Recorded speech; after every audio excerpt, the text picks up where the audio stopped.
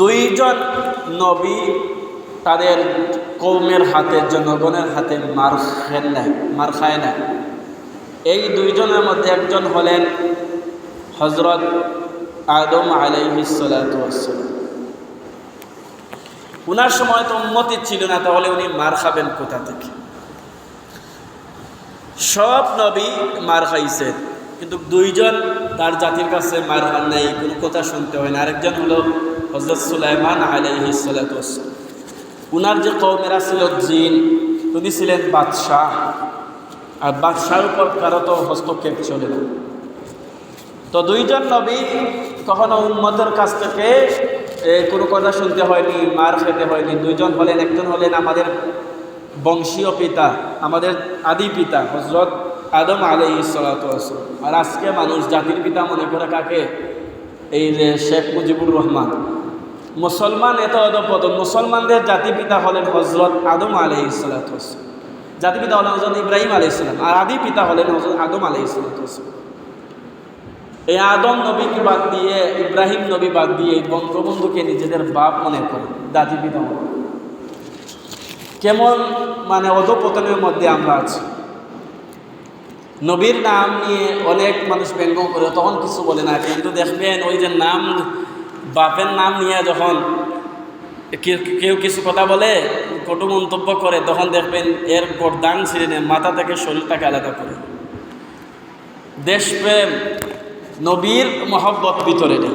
তো এইদিকে যাবো না, এইদিকে আমার আলোচ্য বিষয় না। আমি যে আলোচ্য বিষয় করতেছি হযরত ইউনূস আলাইহিস সালাতু ওয়াসসালাম, একজন আল্লাহর পয়গম্বর। আল্লাহ তাআলা উনাকে কেন্দ্র করে মাছওয়ালার ঘটনা বলে আখ্যায়িত করেছেন। নবী ইউনূস আলাইহিস সালাম, কুরআন শরীফে উনাকে মাছওয়ালা বলে সম্বোধন করা হয়েছে। নবীজি কিন্তু ইউনূস আলাইহিস সালাম মাছ চাষ করেননি, মাছ বিক্রিও করেননি, কিন্তু এরপরেও কেন মাছের আলোচনা করেছেন? মাছওয়ালা বলা হয়েছে। জু শব্দের অর্থ হলো ওয়ালা, আর নুন শব্দের অর্থ হলো মাছওয়ালা। ইউনূস আলাইহিস সালাতু ওয়াস সালামকে ইরাকের মসির শহরের নিনওয়া নামক জনপদে আল্লাহ তাআলা প্রেরণ করেছেন। এই জাতিটা ছিল দিব্য ইবাদতে বিশ্বাসী, মূর্তি পূজারী ছিল, ঈমান আনয়ন করে নাই, মূর্তি পূজা করত। ইউনূস আলাইহিস সালাতু ওয়াস সালাম দিনের দাওয়াত দিচ্ছিলেন তাদের। তখন তারা তার কথা মানলই না, বরং তাকে নিয়ে আরো একটা বিদ্রুপ করল। ইউনূস আলাইহিস সালাতু ওয়াস সালাম বললেন, তোমরা যে আমার কথা মানতেছো না, তোমরা যে আল্লাহর উপর ঈমান আনতেছো না, তোমাদের উপর মুসিবত আসবে, আল্লাহর গজব আসবে। এরাও কেমন বেজাইয়া চিন্তা করে, এরা কয় আযাব কবে আসবে, কোন দিন আসবে। যখন তারা এই কথা, এক তাফসীরে আছে যে ইউনূস আলাইহিস সালাতু ওয়াস সালাম বললেন তোমাদের উপর আযাব আসবে, আর আরেক তাফসীরের হাইসিয়তে আছে যে তারা যখন বারবার প্রশ্ন করলো কবে আপনার আল্লাহ আযাব দিবেন, এই যে বারবার তারা প্রশ্ন করছে, তিনবারের মাথায় তিনি বলছেন যে ৩ নম্বর দিন তোমাদের উপর আযাব আসবে। নবী তো এই কথা বলে চলে গেছেন। কারণ এক তাফসীরে আছে যখন আযাব আসবে আমি তো দোষ করি নাই, আমি পাইতে যাই, এই আযাব থেকে আমি মুক্তি পেয়ে যাব। উনি নিজের দেশ হতে পলায়ন করছেন। আর আরেক তাফসীরের মধ্যে আছে তাদেরকে যে বলছিলেন তার কওমের কাছে যে তোমরা যদি আল্লাহকে না মানো আর এই মূর্তি পূজারী বাদ যদি না দাও, তাহলে তোমাদের উপর আযাব আসবে, গজব আসবে। তো টাইম নির্ধারণ করে দিলেন ৩ দিন। আর তারা হঠাৎ একদিন দেখে আকাশের রং পরিবর্তন হয়ে গেছে। এখন যে মনে করে যে ফর্সা আসে, তখন এই সময় ফর্সা ছিল না। যখন একটা আযাবের মতো আসতো, পুরো আকাশ অন্ধকার হয়ে গেছে।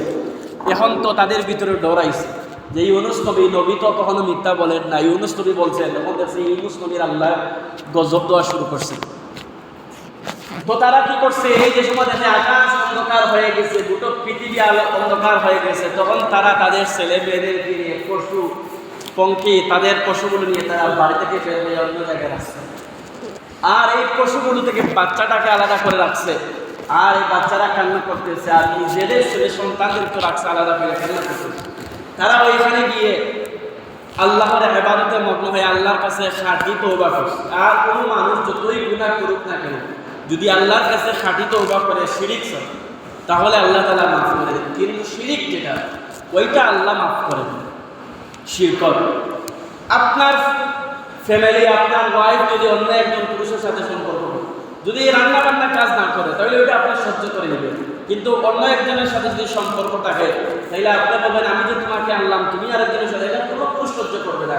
ঠিক তেমনিভাবে আল্লাহ তাআলার সাথে বন্ধুত্ব স্থাপন করা, পার্টনারশিপ, যেটাকে আমরা বলি বন্ধুত্ব, একজন ব্যবসায়ী যে 2-3 জন শরীক থাকে, এরা আল্লাহকেও মানে, আবার দুর্গা দেবী গায়রুল্লাহর পূজা করে, দেবীদেরকে তারা খোদা মানে।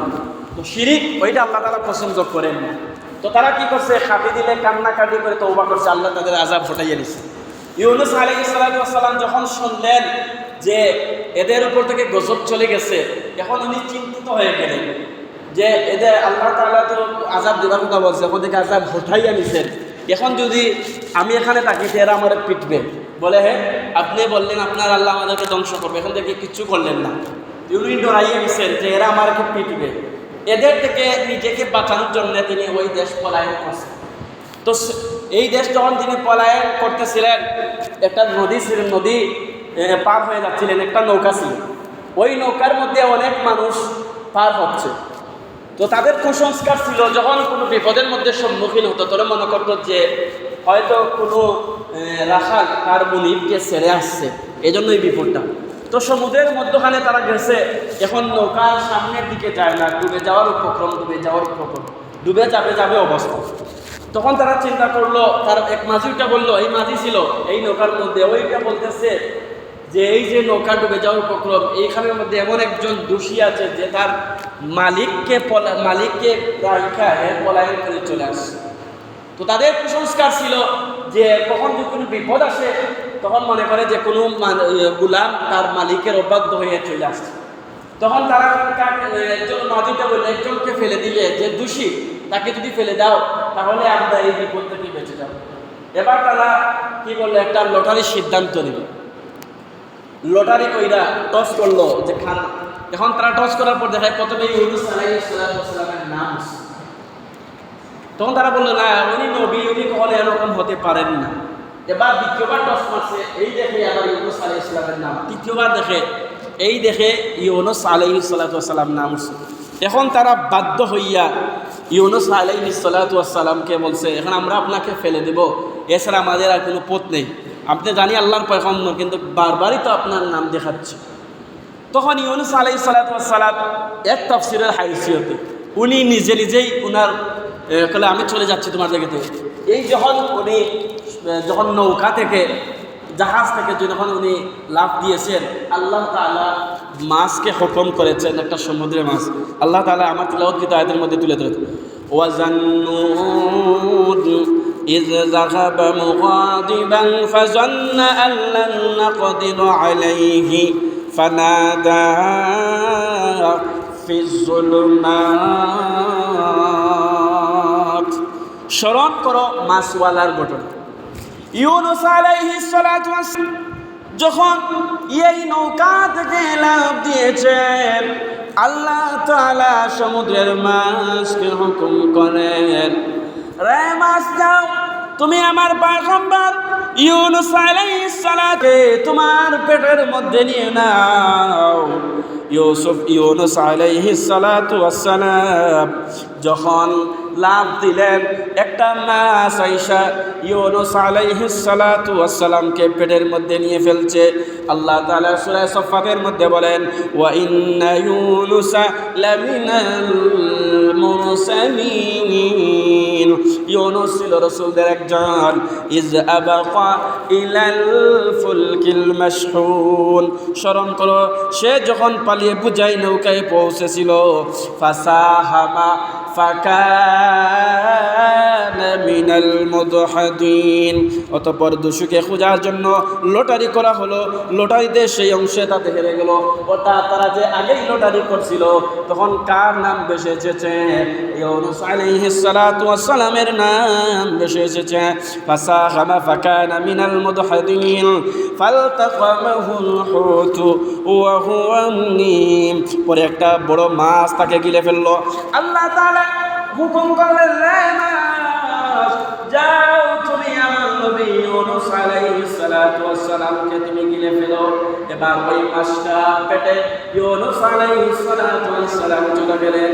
আল্লাহ মাছকে হুকুম করলেন, এরে মাছ, ইউনূস নবী তোমার খাদ্য না, আমি আল্লাহ তোমাকে হুকুম করেছি তাকে হেফাজত করার জন্য। ইউনূস আলাইহিস সালাতু ওয়াস সালামকে যেই মাছ পেল, ওই মাছটাকে আরেকটা মাছ খেয়ে ফেলছে। ইউনূস আলাইহিস সালাতু ওয়াস সালাম কোনো ক্ষতি হয় নাই, আর মাছকে হুকুম করলেন, এটা তোমার খাদ্য না, এটা আমি আদেশ করছি আমার ইউনূসকে তোমার মধ্যে রাখতে। বাইরে আমার এখানের মধ্যে একটা হিকমত নিহিত আছে। ইউনূস আলাইহিস সালাতু ওয়াস সালাম যখন সমুদ্রের তলদেশে গেলেন, অর্থাৎ ওই মাছটা যখন সমুদ্রের তলদেশে গিয়েছে, দেখেন অন্ধকার, একদিকে মাছের পেটের অন্ধকার, আর একদিকে সমুদ্রের নিচের অন্ধকার, আর একটা হলো রাতে অন্ধকার। তিন অন্ধকারের মধ্যে হযরত ইউনূস আলাইহিস সালাতু ওয়াস সালাম যখন গেলেন, যখন দেখেন সমুদ্রের তলদেশে কোন সুরে জিকির হচ্ছে।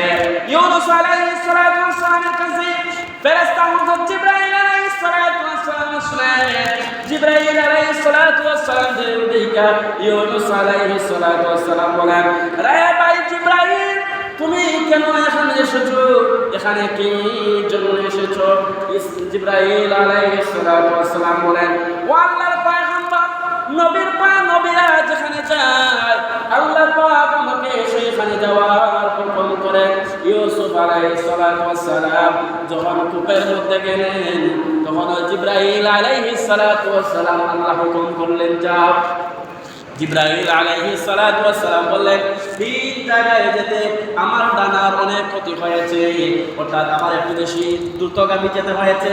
একটা হলো ইউসুফ আলাইহিস সালাতু ওয়াস সালামের বাইরে যখন ইউসুফকে কুয়ার মধ্যে ফেলছে, ওই সময় আমি আরশে আজিমে ছিলাম, ওই সময় আমাকে তাড়াতাড়ি করে এসে আসতে হয়েছে। দ্বিতীয় হলো হযরত ইব্রাহিম আলাইহিস সালাতু ওয়াস সালাম যখন ওনার সন্তান ইসমাঈল আলাইহিস সালাতু ওয়াস সালামকে যখন জবাই করার জন্য নির্দেশপ্রাপ্ত হলেন, জবাই করতে আরম্ভ করলেন, আল্লাহ তাআলা বলেন, এ জিবরাইল যাও, আমার ইব্রাহিম তার সন্তানকে জবাই করার আগে জান্নাত থেকে একটা দোলনা নিয়ে আর একটা লোহার টুকরা নিয়ে তুমি ইসমাইলের নিচে রেখে গলার নিচে রেখে দাও। এই সময় আমি জিবরাইল আলাইহিস সালাতু ওয়াস সালাম নিতে এসেছি। এবার জিবরাইল আলাইহিস সালাতু ওয়াস সালামকে যখন ইউনূস আলাইহিস সালাতু ওয়াস সালাম বলেন, রে ভাই জিবরাইল, এখানে কিসের গুনগুন সুর শব্দ হচ্ছে? জিবরাইল আলাইহিস সালাতু ওয়াস সালাম বলেন, ওগো আল্লাহর পয়গম্বর, সমুদ্রের নিচে এখানে যে কীট পতঙ্গগুলো আছে ওইগুলো আল্লাহ জিকির করতেছে। সুবহানাল্লাহ। লক্ষ্য করে দেখেন ইউনূস আলাইহিস সালাতু ওয়াস সালাম ওই মাছের পেটে থাকা অবস্থায় মাছের পেটকে নিজের সিজদা স্থান বানিয়ে নিয়েছেন, নামাজ পড়ছিলেন। আর ইউনূস আলাইহিস সালাতু ওয়াস সালাম এইখানে একটা দোয়া পড়ছিলেন, ওই দোয়াটাকে আল্লাহ তাআলা খতমে ইউনূস, আমরা যেটাকে বলি, পৃথিবীর কোনো মুসলমান যদি এই দোয়া পড়ে তাহলে আল্লাহ তাকে বিপদ থেকে উদ্ধার করেন। ইউনূস আলাইহিস সালাতু ওয়াস সালাম বলেন, ফাস্তাজাবা, আল্লাহ তাআলা বলেন, ফাস্তাজাবনা লাহু ওয়া নাজাইনাহু মিনাল গাম ওয়া কাযালিকা নুনজিল মুমিনিন। এর আগের আয়াতের মধ্যে বলেন, ওয়া জান্নুনি ইয যাহাবা মুগাদিবান ফাযান্না আল্লান নাকদিরা আলাইহি فنادى في الظلمات أن لا إله إلا أنت سبحانك إني كنت من الظالمين। ওয়াজান্নুন, আল্লাহ বলেন স্মরণ করো মাছওয়ালার ঘটনা। জান্নুন আয় সাহিবিল হুত, অর্থাৎ মাছওয়ালার ঘটনা স্মরণ করো। ইজ যাহাবা মুগাদিবান ফাযান্না আল্লান নাকদিরা আলাইহি ফানাদা ফিজ যুলুমাত। ইউনূস আলাইহিস সালাতু ওয়াস সালাম নিজের কওমের উপর রাগান্বিত হইয়া চলে গেলেন। উনি মনে করছিলেন যে উনাকে কেউ কিছু পাকড়াও করতে পারবে না।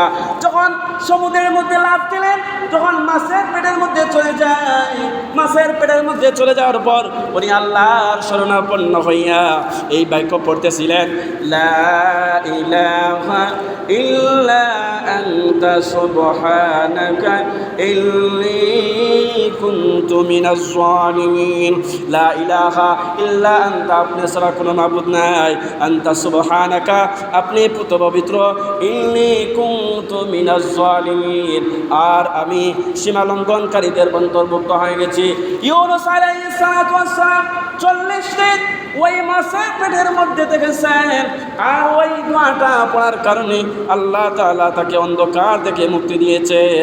আল্লাহ তাআলা বলেন ফাস্তাজাবনা লাহু, ইউনূস আলাইহিস সালাতে আমাকে ডেকেছেন, আল্লাহকে স্মরণ করেছেন, আমি তার ডাকে সাড়া দিয়েছি।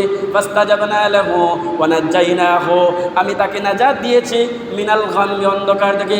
ওয়া কাযালিকা নুনজিল মুমিনিন, আর আমি এভাবে মুমিনদেরকে নাজাত দেই।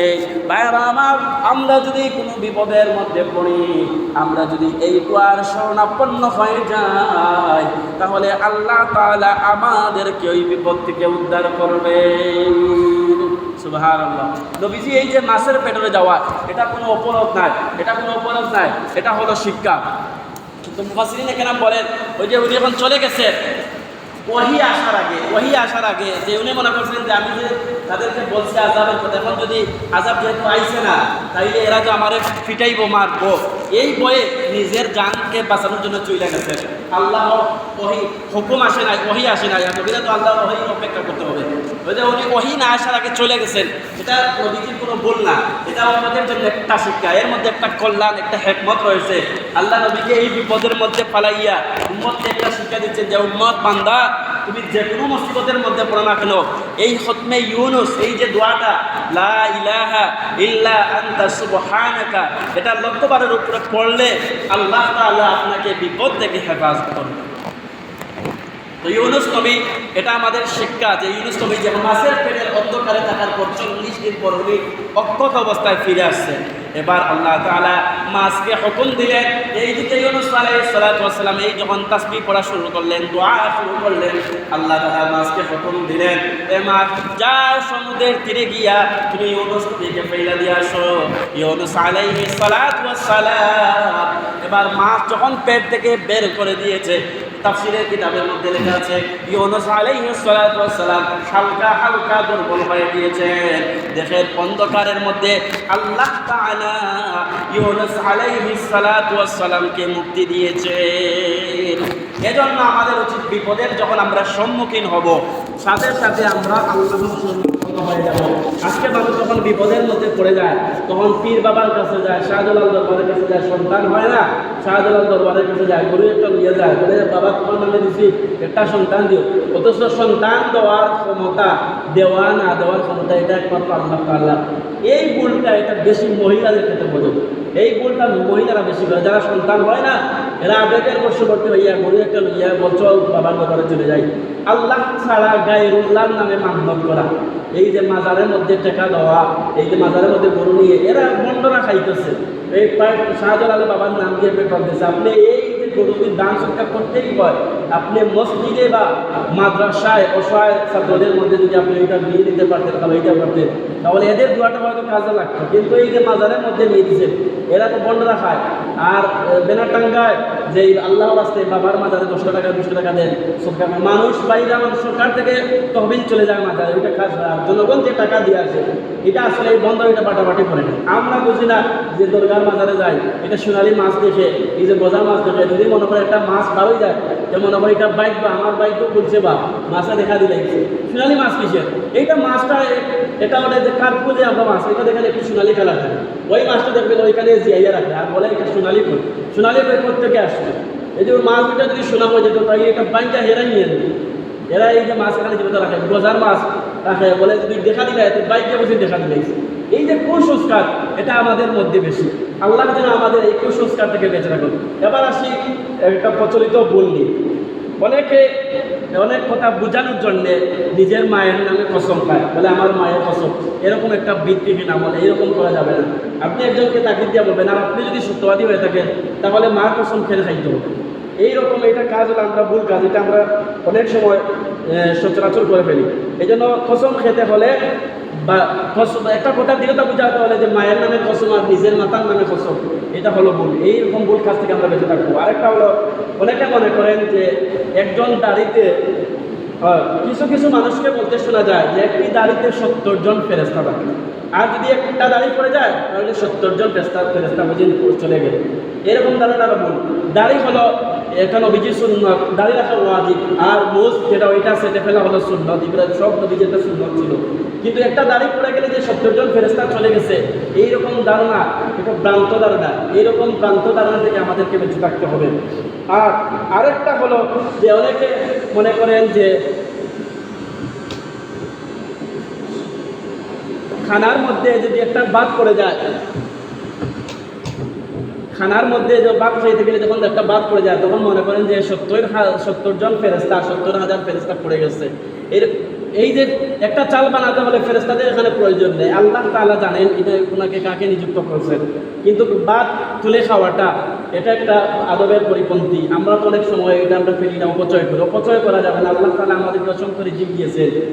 এইটা আপনি যদি আপনার দস্তরখানার মধ্যে পড়ে যায়, ময়লা লেগে যায়, আপনি ওটা দইয়া পরিষ্কার করে তারপর আবার সাথে সাথে খেয়ে নেন। কিন্তু এইরকম বলবেন না যে একটা বাদ পড়ে গেলে 70,000 ফেরেশতা চলে গেছে, 70,000 ফেরেশতা পড়ে গেছে বাদের সাথে, এরকম ধারণা পড়ে। এরকম ধারণা থেকে আল্লাহ তাআলা আমাদেরকে হেফাজত করুন। আর আরেকটা হলো আরেকটা ধারণা যে অনেকের মুখে বলতে শুনে যায় গর্ভবতী মহিলা যখন সন্তানকে গর্ভরেখা চন্দ্রগ্রহণ ও সূর্যগ্রহণের সময় যদি কোনো কিছু কাটে তাহলে ওই সন্তানটা টুট কাটা এবং হাত কাটা। অনেকে মনে করেন যে এই যে টুট ফাটা থাকে বা টুট কাটা থাকে, এই মনে হয় এর মা একে গর্ভে রাখা অবস্থায় সূর্যগ্রহণ বা চন্দ্রগ্রহণের সময় কোনো কিছু কেটেছে, এজন্য হয়তো এরকম হয়েছে। না, এরকম ধারণা করে বল। আল্লাহ তাআলা কাকে কোন আকৃতি সৃষ্টি করছে এটা আল্লাহ তাআলাই ভালো জানেন। আমাদের এইরকম ভ্রান্ত ধারণা থেকে আমাদেরকে বেঁচে থাকা উচিত। আরেকটু ভুল ধারণা, অনেকে মনে করেন যে কলা খেতে হলে ব্যঙ্গে ব্যঙ্গে খেতে হয়, আস্ত মুখে দেওয়া যাবে না। এটা আদবের খেলাফ না, এটা আদবের খেলাফ না। আপনি যদি ওইটা আস্ত খেয়ে ফেলতে পারেন তাহলে সমস্যা নাই। যদি মনে করেন বড় হওয়ার কারণে ব্যঙ্গে ব্যঙ্গে খেতে হয় তাহলে আপনি খেতে পারবেন, কিন্তু ব্যঙ্গে ব্যঙ্গে কলাটা যদি ব্যঙ্গে ব্যঙ্গে খাওয়া হয় তাহলে এটা যে আদবের খেলাফ হবে। এইরকম ভ্রান্ত ধারণা থেকে আল্লাহ তাআলা আমাদেরকে বাঁচার তৌফিক দান করেন। সুন্নাত পড়েন।